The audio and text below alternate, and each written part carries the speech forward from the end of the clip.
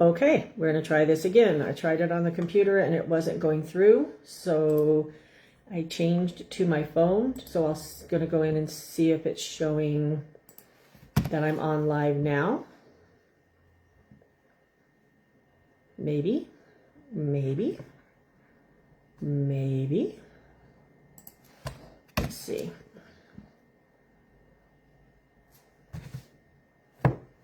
Okay, this is going to be a day. So I guess we're going to hope that this is going to work. Anybody that's having issues with technology? Because I know I am. Okay.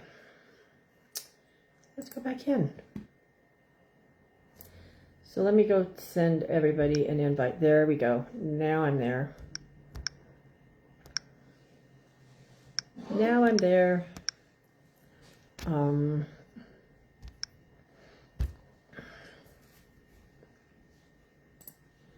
Okay, can you hear me? Let's check and see if you can hear me. Yep, okay. All right, so we're going to get started. So we are going to do Bridget, Luann, Audie, and then Denise, and we are using the Fairy Tale Oracle Guidebook. So guys, I'm going to be honest, we're going to be doing these readings a little differently. I am going to actually pull the card, read the book, and then I'm going to kind of give guidance based off of that. And the reason for that is because I'm having some issues that I'm working on, and so I'm a little blocked, and so I'm like, I'm just going to do the reading and then the message that I get. So if you guys come on, say hi, and we're going to go from there. Okay, so Bridget, you're first. Today's Monday, so you should be home. Are you still, see if you're painting your house? I saw you painting your house, Bridget. Looked really good. Looked really good. Let me see.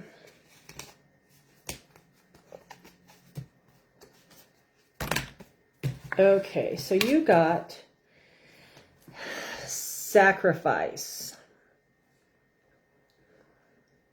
You got sacrifice. So let's see what the message is. Got to find the rounds first. All right, so Beauty willingly leaves her family to marry the Beast so that she might prevent him from killing her father. In the 2nd century story, Cupid and the Psyche is sacrificed by her family to an unknown monstrous bridegroom in an attempt to appease the goddess, Venus. Beauty's sacrifice transforms her life, and her appreciation for the Beast's kindness and gentleness leads to his return to his natural form, a handsome prince, so leading to her ultimate happiness.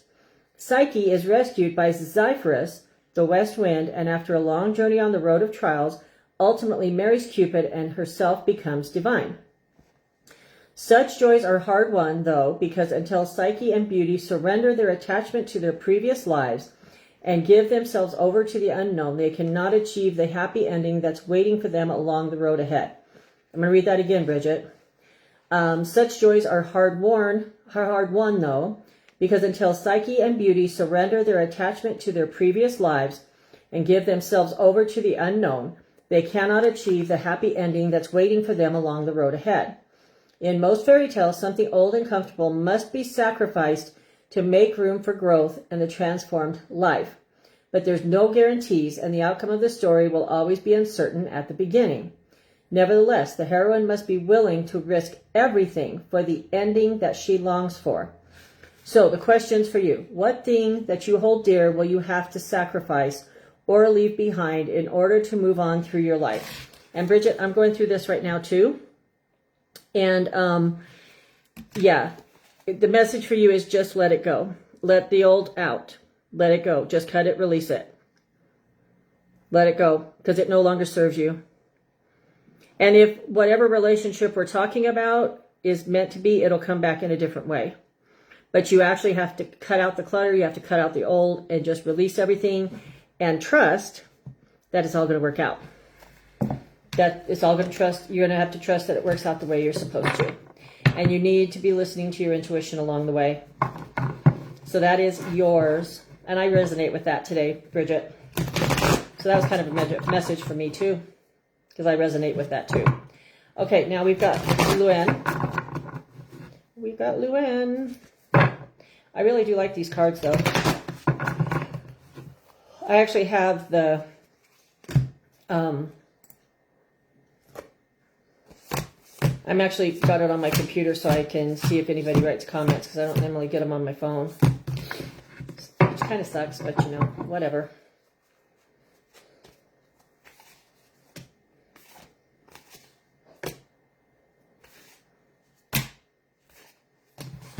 Okay, so Luann, you got the Glass Mountain.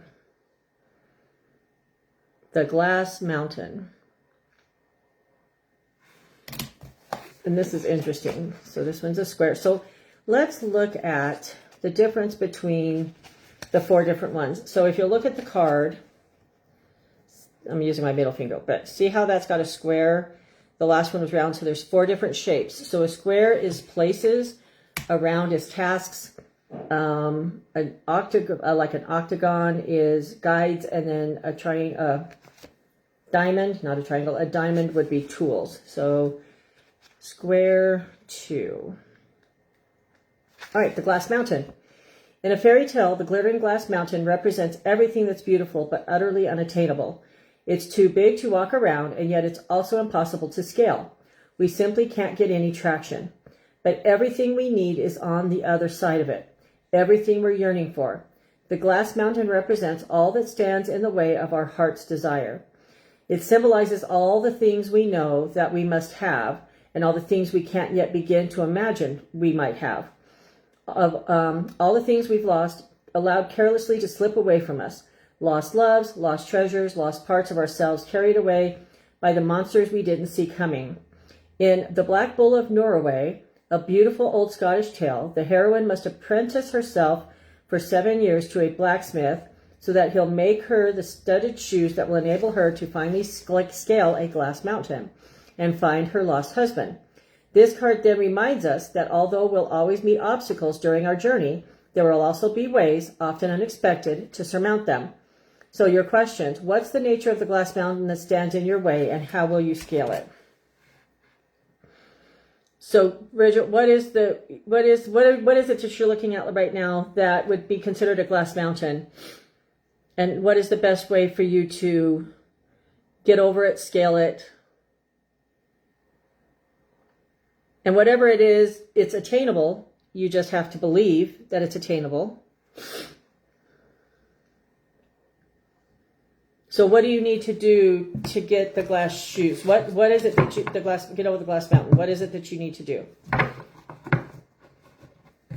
And I'm hearing, these messages are a lot about intuition today. I'm hearing just kind of follow your intuition and follow what it's telling you to do. Follow what it's telling you to do. Okay. All right, Audie, you're next.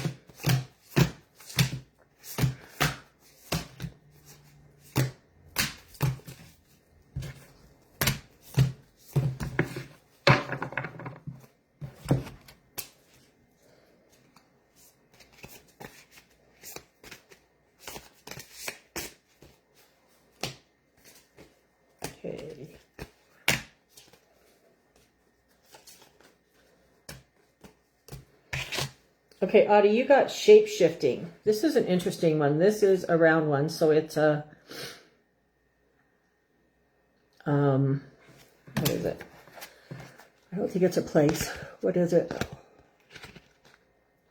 It's a task. So shape-shifting.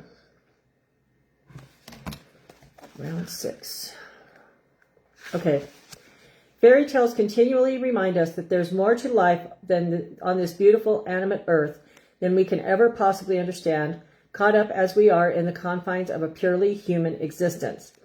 They tease us with glimpses of the mysteries that lie behind the particular aspects of the physical world that humans know, mysteries that are usually hidden from us, stories with heroines who are shapeshifters, who are just as much seal or swan as they are women, break down for us the barriers between the human and other human, and between civilized and wild. Such fairy tales help us understand that there are other ways of imagining the world and our place in it, and show us how it might be possible to live more intensely and more richly in that multi-layered and suddenly more animate world. They speak to our longing for connection, for a wildness that's very removed now from our daily lives, and a yearning for the now extinct creatures which live only in our imagination. Stories in which shape-shifting women marry human men don't always end well, though reminding us that it can often be difficult to hold the balance between kinship and otherness. So, Audie, what wild creature is longing to burst free in you? How can you incorporate its energy into your everyday life? So, what is the creature, the wild creature longing to burst free in you? Maybe I need to do a card reading with animals. Maybe we'll do that on October 31st, our Halloween pull.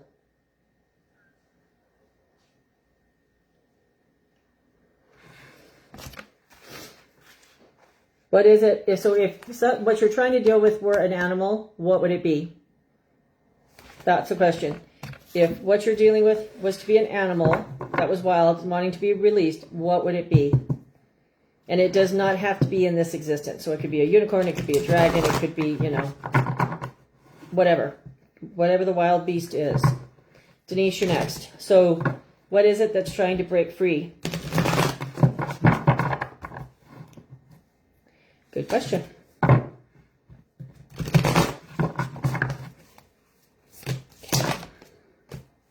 That one went flying out, Denise. Okay, so. Ooh, the Enchanted Forest. Square 7. It's interesting, we've gotten nothing but rounds and squares so far today. The Enchanted Forest.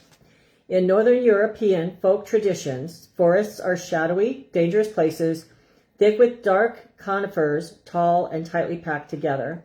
Pressing in on the fringes of the village and representing another world that lies outside of normal human experience, these forests are the homes of witches and monsters. The Enchanted Forest perfectly personifies all of the fears of the collective unconscious.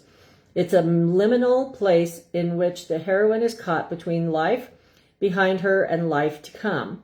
It's familiar and yet profoundly alien. It's a place where you can certainly lose yourself, but also where, if you give yourself over to the challenge, you can find yourself. There are dangers here, but there are also opportunities, and it's worth remembering that in the dark forest, not everything is what it seems. The wolf lurking in the background might be your enemy, or, if you treat him with respect, he might carry you out of the forest on his back. Courage is certainly required to walk through the woods, but help is always at hand for the brave-hearted. And right there, in the heart of the forest's darkness, you might just find a beam of sunlight breaking through the thick canopy of branches overhead, illuminating the path ahead of you. So your questions, Denise. Are you walking through an enchanted forest? How will you find your way through? And what are the dangers and opportunities that you might find there? So, Denise, I'm feeling like that's what we just kind of helped you get through, was like an enchanted forest. And kind of what we're working on, like moving towards. So the message is just keep going and keep working. Keep moving forward. Take a drink. Okay.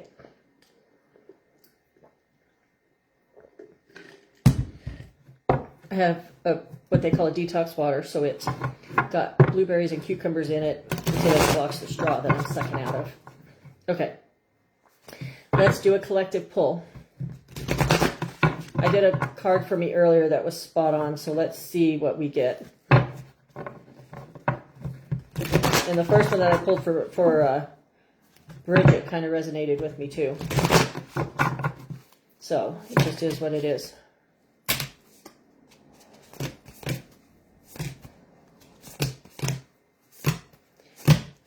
Aren't these cards pretty? They're so pretty. Pretty, pretty.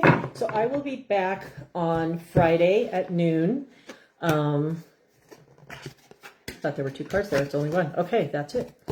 So I will be back at noon to do our Halloween /November beginning pull. I may pull out an animal deck and use a Danimal deck to do that reading. We'll see. Okay, so our collective card is the Tower. And again, it's a square, number 8. Okay, the Tower. In fairy tales, the Tower is a strong, unassailable prison in which our heroine might find herself locked up with no apparent means of escape. It's a place of stasis, representing a time between stories. Inside the Tower, the story of her old life has come to an end, but the heroine is waiting and always hoping for a new story to begin. She's trapped there then, held against her will, desperate. There are times in all our lives when we'll feel as if we've stalled, as if we're all out of choices, as if our agency has been stripped away from us. The road ahead of us will seem to have vanished. They are always frustrating and sometimes frightening, but these times of stasis are necessary. We build up reserves there at the top of the tall tower, and when we finally discover a way to escape and move on down into the world again, we'll find ourselves stronger and very much wiser. For the fairy tale heroine, though, the Tower is also a place where surprising allies could show up. Although her escape might happen because a prince has ridden by and seen her let down her beautiful golden hair, it's just as likely to be achieved with the help of a tribe of hungry mice whom she shares her food. Are you locked up in a tower in a time of stasis right now? How can you use this time to cultivate the resources you'll need for the next stage along your journey? So, are you locked up in a tower? And what do you need to do to store up resources for your next stage? So think about that. Think about it. Okay. All right. So I'm going to put these back, and then I'm going to do our... I have a little bit of a headache, guys, too. I'm kind of out of it today. I'm going to do our positive affirmation card reading. And then I will be back on Thursday. Thursday. Okay, so we're going to use Today I Choose.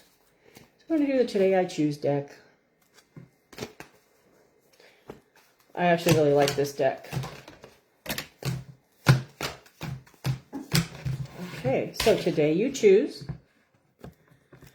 to accept the shifts and changes in your life. And this one just popped up not too long ago. So this is a continuing message for all of us, including me. So today I choose to accept the shifts and changes in my life. Okay. Alrighty, guys, I will be back Friday at noon. Bridget, if you're in Winslow, after 5, you can come down to the Halloween parade. We'll be down there. We'll be set up more towards the racquetball court area.